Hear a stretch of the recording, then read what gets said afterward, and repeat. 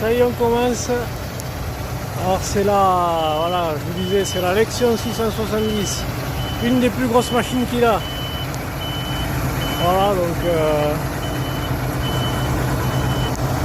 je vais me pousser que ça fait quand même pas mal de poussière. Donc là, il s'agit cette année sur cette parcelle d'un mélange blé triticale, voilà. Qui a été pas trop mal mené au niveau culturel sur la saison. Voilà, donc avec les apports d'azote nécessaires en 3 passes avec de l'urée et de l'azote en 33. Donc on va voir, hein. Ça va être la surprise.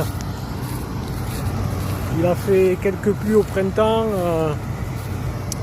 à des bons moments, à des bons stades, qui étaient ultra importants pour la plante. Donc c'est vrai que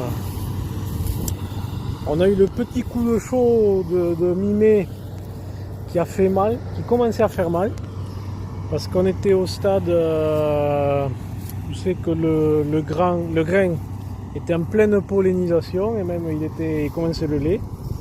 Donc là c'est vrai que ça a un peu... fallait pas que le coup de chaud dure plus. On a eu un coup de 35-36 là, qu'il aurait bien pu éviter de le faire, ça aurait été sympa, mais bon.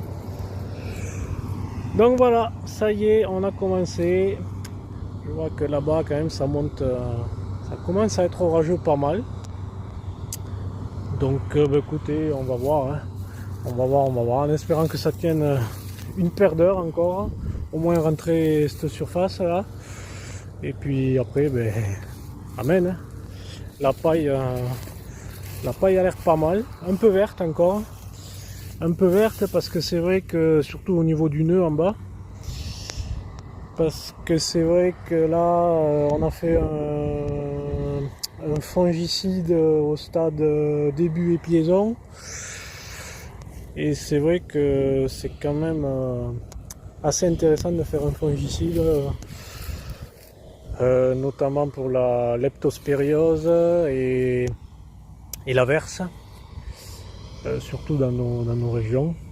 C'est vrai que mine de rien, de plus en plus, on est pas mal venteux. Pas mal venteux et des gros coups d'eau d'un coup. Donc voilà. Voilà, là on a les bennes. On a les bennes, petite benne pour faire les allers-retours. Benne un peu plus moyenne derrière, grosse benne, voilà. On est bien.